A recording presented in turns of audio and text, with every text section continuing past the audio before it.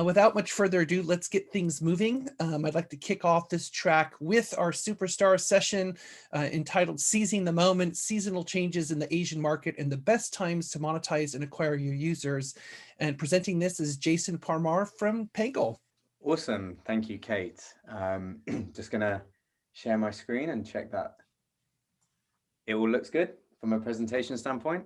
Looks great. Awesome. Cool. So thank you everyone for joining us today. I really appreciate it. So we'll be going through Seizing the Moment, the seasonal changes in the Asian market and the best times for you to monetize and acquire your users in Asia. I'm Jason. I work at Pangle here in EMEA, and I look after our gaming publishers based here in Europe.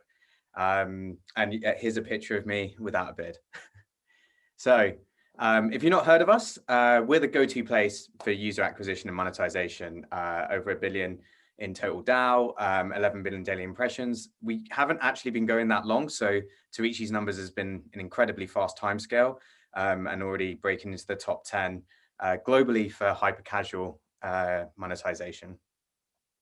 And why does that matter? As I said before, in the last 2 years, we've had 18x growth. And why is that important to you guys? Well, from a developer's standpoint, we have the exclusive demand from TikTok for Business. We support in-app bidding. And from an advertiser standpoint, we've got extremely powerful in-app advertising UA with high quality traffic across a massive network. But more on us later. Let's kick off with Asia. And why are we talking about it? Well, because it's the largest gaming market globally. So here's just one bit of data on that.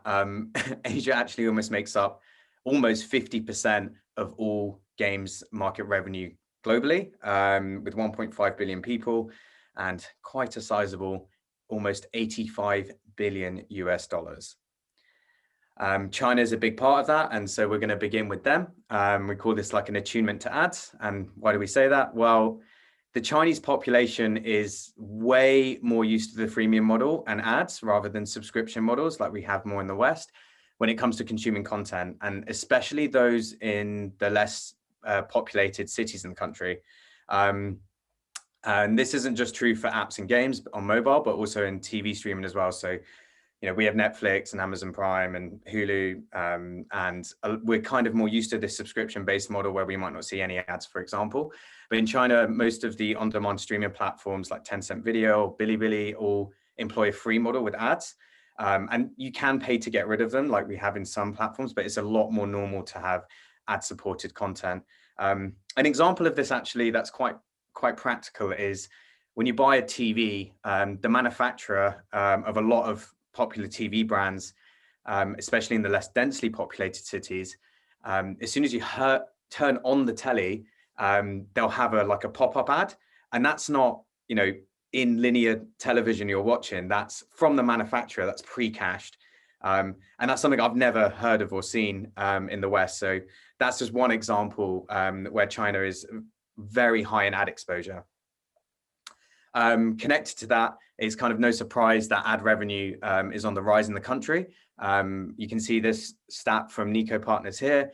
76% of players are from tier 3 to 5 cities in China, which is 70% of the game revenue. So with most of the players based in these tier 3 to 5 cities, they tend to have less income to spend on in-app purchases, and games tend to be significantly more ad funded. So as a market, China does see significantly more of an ad focus for driving revenue.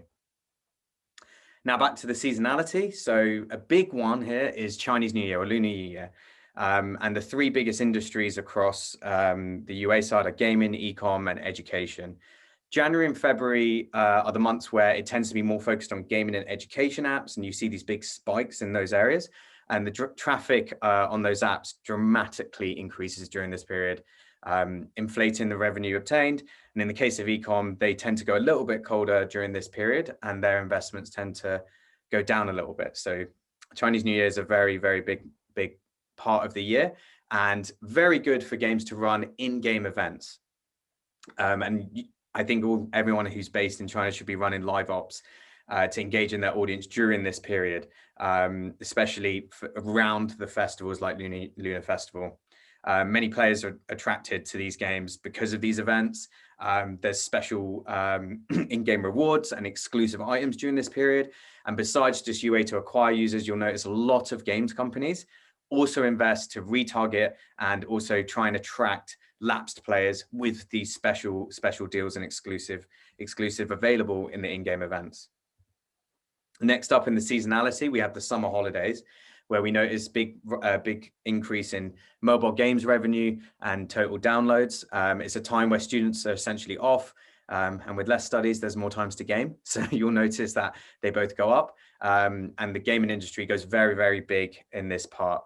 But once the holidays are over, you do notice the revenue and downloads kind of stabilize as people get back to studying in university. And then finally, another big seasonal trend in China is, I mean, we kind of call them shopping crazes.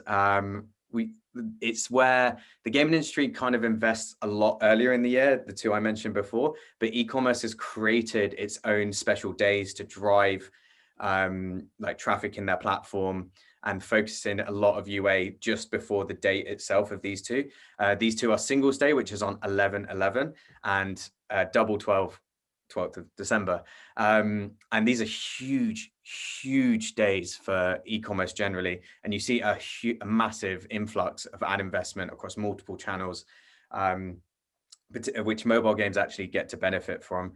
But gaming spend tends to drop off here just purely from competition perspective, because e-commerce spend absolutely skyrockets from November towards the end of the year. And then kind of a bit on opportunity, at least in China, is splash ads, which aren't as popular here in the West very much, but these are ads that pop up on the screen as soon as you actually open the app. So you might have a small logo of the app you're launching, but mostly an ad. They're usually skippable within 5 seconds. But an interesting trend here we've seen is that traditionally this hasn't been used very much in gaming. It's mostly been in e-com. But what we're starting to notice is gaming companies test this and actually have some pretty interesting results. One in particular we saw that I think is of particular interest is running these A/B tests on, okay, we're going to try splash ads, what works? Should we have 1 a day, 2 a day, or every single time they open the app, they get it? And actually the best results for the one where the splash ad was shown every single time the user opened the app, not only with an increase in ARPU, but no negative impacts on retention rates or rewarded video CPMs, which begs the question, this is actually quite a big opportunity, and it's obviously proven quite successful in China. In the West, it's not used as much, but actually I think reflects quite a large opportunity as well for the other markets globally to actually take advantage and test this in the future. With that will wrap up China, and we'll move straight on to Japan, which we call an everlasting love for manga, because as you can see, over the last few years in particular, we've seen an explosion of manga on phones and on digital. The market in Japan for manga is absolutely huge. But why is this interesting? Well, it's because of the very high user affinity between manga and core games. So manga apps tend to have a slightly higher frequency of the app launches per day, longer sessions, and the audience is around 18 to 35. But so we kind of might think of it as like we binge watch TV, they kind of binge read manga. That's probably the easiest way to think about it. But with these characteristics, that actually lends itself extremely well to the audience of the core games. So SLG here on the right, they did a case study with pretty amazing results. As you can see, CVR 17% higher, paying user rate went up from 30 to 36%. So if you're in the core game space, this is actually a pretty good opportunity to link yourself towards that manga industry to acquire users, because they're a very similar audience. And we can see they actually follow the same trends in downloads over the year.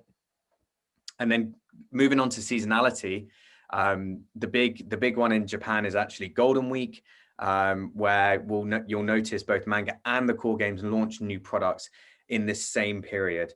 And it's very key because what we observe here is earlier in you're best off launching actually at the start, just before Golden Week. That's why we said Golden Week preparation. So you've got March to May, but actually getting a bit early is kind of the key here. And so you have Golden Week in Japan, and there's 4 festivities right after each other. and Chinese game publishers also launch their games in Japan in this period. So they're already kind of going into that. So it's right after Chinese New Year, and they prepare very well for that, and you'll see good results.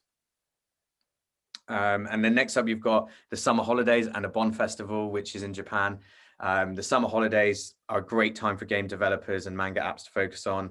This is the right time to run like some of your in-game events again, similar to how we mentioned in China when you've got the school holidays. It's a very lucrative time. And the Bon Festival, if you don't know, is a 3-day long festival where students and adults are all off. So it's a great opportunity to run events based on that. People have got more time across all of the ages. And finally, just to cap off Japan there, we've got Shigatsu, which is New Year, which is another really great time to launch campaigns and live ops, especially any in-game promotions for in-app purchase. In Japanese New Year, it's traditional to receive these red envelopes, actually pretty similar to China, but it isn't just physical cash. It's actually often like digital currency that people can spend as much. So a lot of the money from these red envelopes goes towards in-app purchases. So hence why it's a very good time to run in-game promotions for your in-app purchases of your business. So that will wrap up Japan. Next, we'll move on to Korea, which is a market that is very famous for MMORPGs. The main thing we notice here is that a pretty massive 8 of the top 10 grossing games in Korea are MMORPGs. And if you compare that, it's only 4 in China and none in Japan. So it's a huge market. MMORPGs have continued to grow as well. And we see here chat, multiplayer, and events, but events has actually driven the most increase in revenue of 26%. And these in-game events have been promoted with UA and retargeting around the same time in the festivities in Korea. You've got the summer holidays, you've got the global New Year and Christmas, you've got Korean New Year and San Valentin. So we see similar seasonality in Asia there.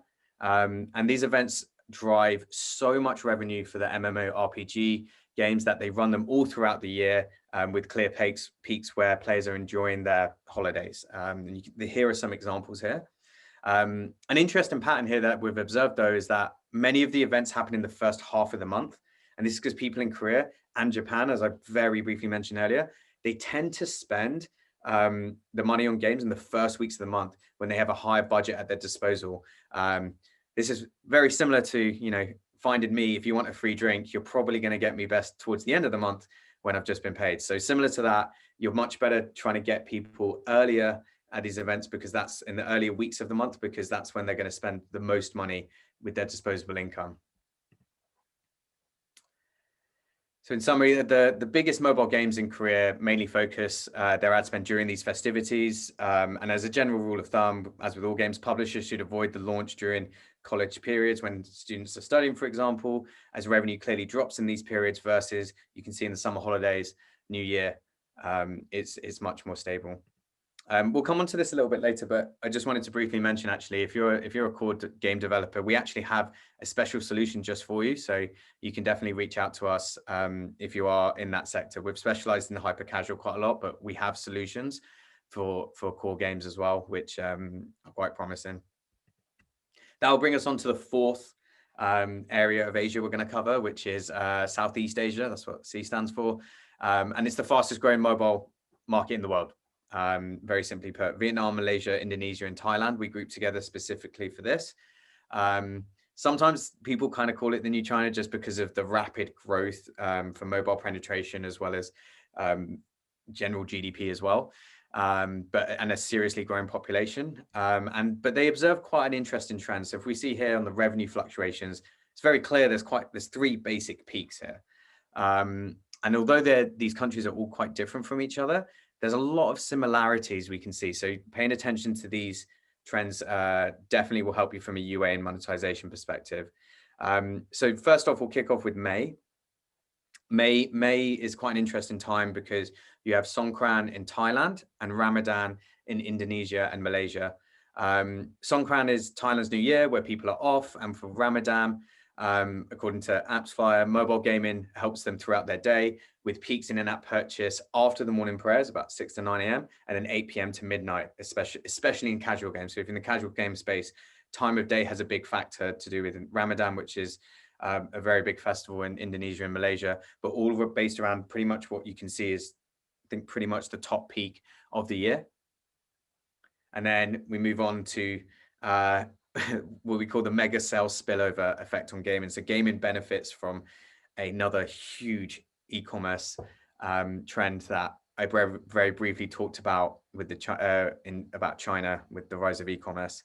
So they take it a little bit further in Southeast Asia. We talked about Singles Day and Double 12 in China, but in the Southeast Asian region, you have a few more. We have 9/9, 10/10, 11/11, and 12/12, and these kind of repeated number days are actually done 4 times. So with an increase in population, mobile device penetration going up, internet penetration, e-commerce companies are massively investing to seize market share here. And there's a great spillover effect to mobile gaming. So rather than investing in ad campaigns, competing with the e-com industry for people's attention is quite expensive. Games actually probably shouldn't invest in the UA quite as heavily specifically here just because of the rates.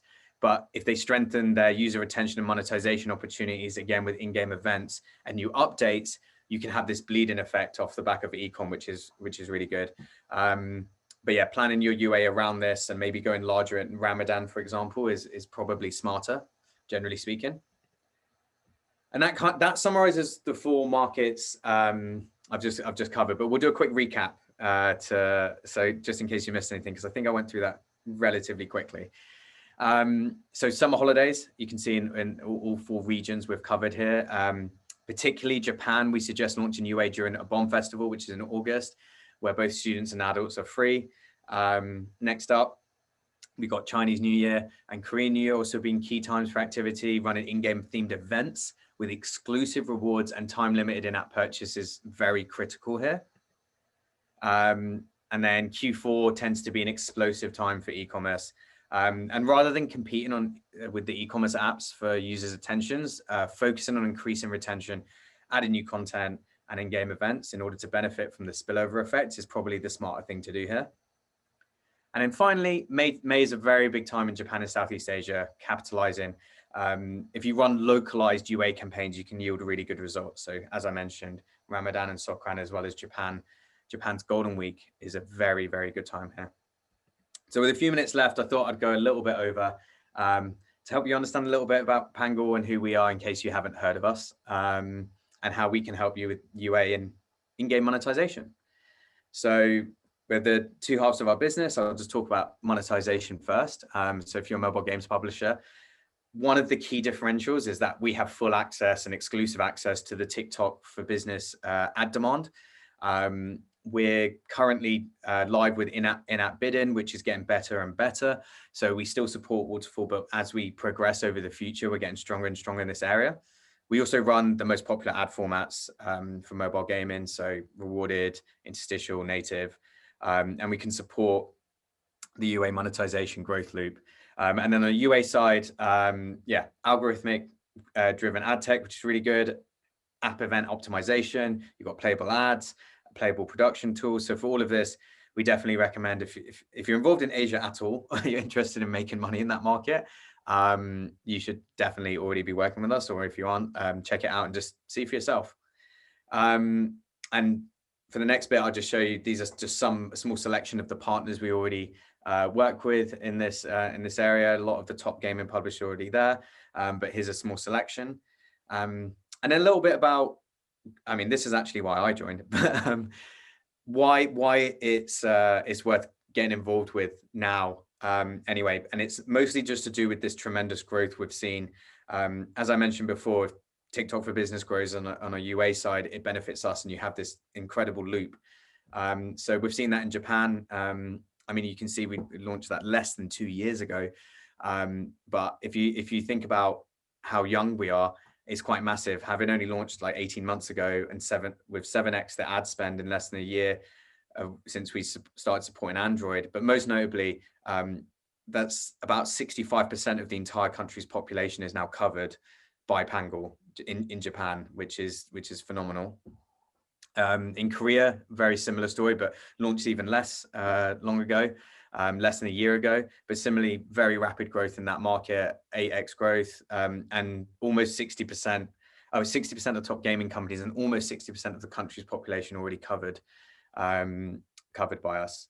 And then Southeast Asia, even more growth with 108 million DAO, 800% increase in native and banner is really strong. So yeah, it's very exciting. And what we have is we're still early on the journey, I would say. So to go beyond Asia, we currently can help you get to all the markets we've already listed, but equally Russia and some regions in MENA, specifically Saudi Arabia, the UAE, Egypt, and Turkey. And I'd just probably close this all off by saying we're quite early in our growth trajectory, all things considered. So it's an extremely exciting time as we continue to invest in our product to make it the best in the world, and hopefully, continue to expand and grow around the world. So with that, thank you for taking the time there. Please do send in some questions in, so we've got a few minutes to answer those.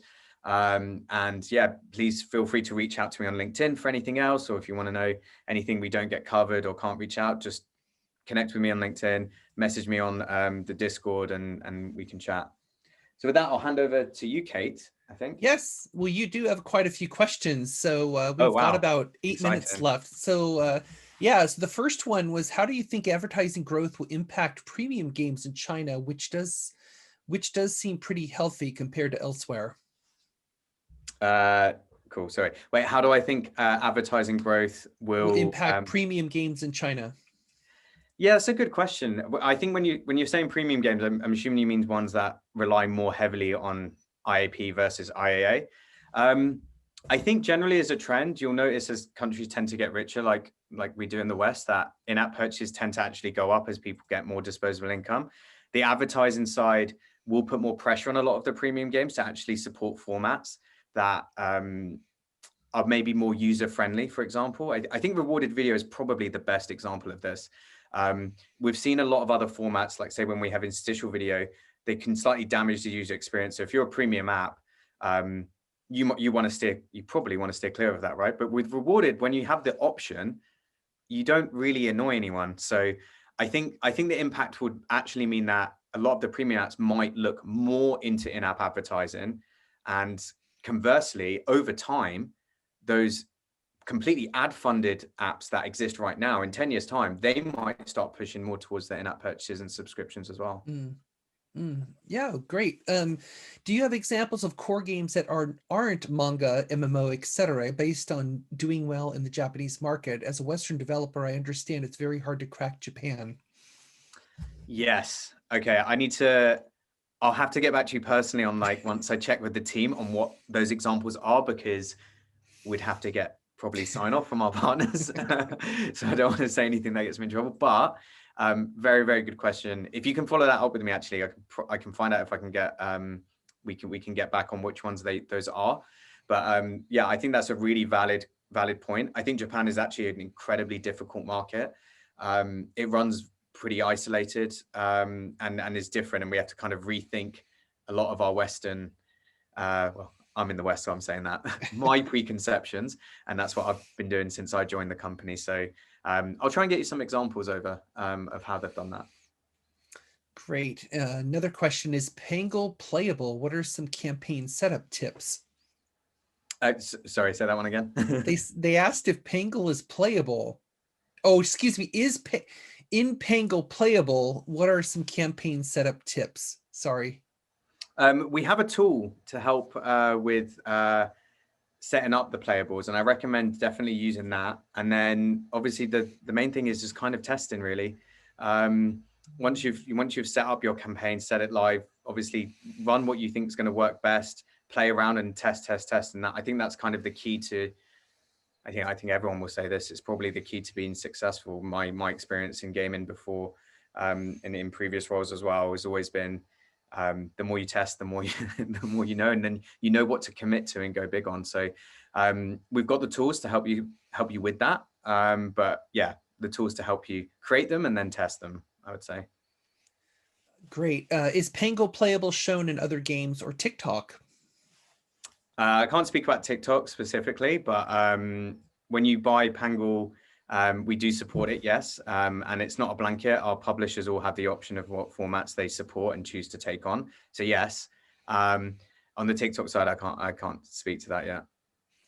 This might be a big question, but they did say that the info about timing of sessions during Ramadan was very insightful. Are there any other similar seasonal patterns that we should be considering when looking at particular Asian markets?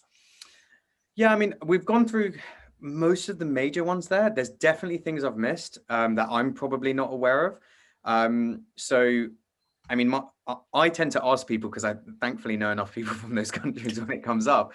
But yeah, definitely, I would look online and just check, and then they'll all be more prevalent. We've kind of given you the main ones there, but there's certainly more. And if you wanted to go more granular, say you take the advice from what we've presented today, yeah, take it a step further and go, the more localization you can do, the better it is. And, you know, I'd say compare that to your own experience in life. Like when you see something, that, you know, I live here in the UK. When I see something that's very relevant to British cultural events, I'm all over it. And everyone is like that pretty much in their own country. So I don't have any at the top of my head I would add to that list that we've talked about, because I think we've covered the main ones. But yeah, look up some more. I think there's definitely ones I've missed. We've just given you the high level there. Great. And why do you think splash ads are not as popular in the Western markets? I have a theory. Yeah, because I looked into it before. I think, and I'm unaware of this, I don't know how many people have run tests to actually get results on how it works. That's why I found it so interesting that we had the when they run the 3 and the results were, oh no, the best is actually doing it every time. I mean, it kind of blew my mind, but it makes sense. And I think in the West, we kind of just don't want to do it. So, you know, you've got your balance. I think every company has this, right? On the publisher side, you have your balance between user experience and your monetization. And I think because we all by default would go, that seems intrusive. Like that seems intrusive from day one, that it's got to be bad for user experience. But I haven't actually seen many studies that actually prove that so far. And I think maybe what we've done is we've just seen it and gone, no, that just sounds terrible. But I think it's encouraging to see maybe we should open up. I would also highlight that I think there's not that many on the ad tech side that are actually supporting the format right now. I think there will be in the future, and that there are some, but it's very limited. But I think it's a growth opportunity for the future years, because I'm pretty sure a lot of the tech providers, obviously including ourselves in that, will consider supporting it in the future, because it run the tests and get the numbers, and I think it will change. I think in China they did it more because I talked about the ad tolerance they have. So there, I think it would be more of a no-brainer to go for it straight away and see. Whereas I think we've held back in the West because we have like a product manager sees it and just goes, no. You know, when I worked at a games company, I know this more than anyone. So I think maybe we need to open our minds a little bit in the future, and I think it will get there.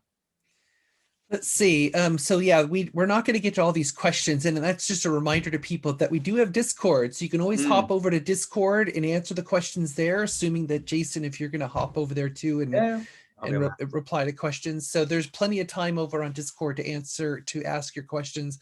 This last one very quickly. I'll just, I'm actually going to skip down because that one question is way too long. Do Western holidays get accepted in regional markets like Christmas, July 4th, etc.? Depends. I can't speak to it too much. There are interesting ones where, you know, just from personal experience, if you go to, I think this one's pretty interesting. If you've ever heard of KFC in Japan over the Christmas period, it's incredibly popular. I think they've done I mean, they did this a long time ago, but it's pretty genius. Like in Japan, they think you have chicken at Christmas and you go to KFC. Like KFC buckets are like reserved at Christmas. I think there is for the ones that aren't observed for religious reasons, let's say Christmas, for example, they can become culturally interesting, right? So in that case, that's a very good example of a Western festivity actually being reshaped as well by a company in the West. With KFC there. So I think they are observed, obviously not just religiously, but yeah, you can find out, and we can notice the spikes in traffic. We didn't notice any that came out enough to put into this presentation as a key one, but it does make sense, right? If you've already got the assets and you're running seasonality in your Western markets, I recommend going in country by country specifically to check and see if there is any popularity, because there is things that spill over, and we've seen that with Western brands that have done very well in China. It's the ones with the very strong brands that have created like a more cultural sense of identity or coolness to them. So I think some of the festivities could bleed over, but it'll be case by case. Great. Well, excellent. Well, that's all the time we have. So thank you very much. That was Thank you for incredibly having me. insightful. Yes, and please reach out for any other questions and we can chat.